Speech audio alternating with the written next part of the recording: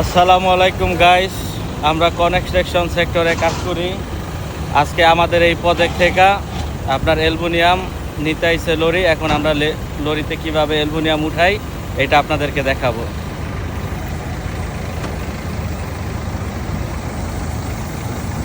এই যে এটা হলো ফকলিফট ড্রাইভার, এটা হলো আমাদের মনির ভাই। আর আমরা হইলো এই বিল্ডিংয়ে কাজ করি। এই বিল্ডিং হইলো আমরা অলরেডি কাজ করতেছি, উঠাইতেছি একেবারে মাটির নিচে থেকে উপরে পর্যন্ত। এখনো পর্যন্ত আমরাই আছি। দেখেন বন্ধুরা কিভাবে ফকলিফটে মাল উঠাইয়া আপনার লরিতে রাখে। তো মালয়েশিয়াতে আপনার মনে করেন হাত দা এই কাজ করা লাগে না। মালয়েশিয়াতে সব মেশিনের মাধ্যমে আপনার যত মেটেরিয়াল আছে সব মেটেরিয়াল লরিতে উঠানো হয়।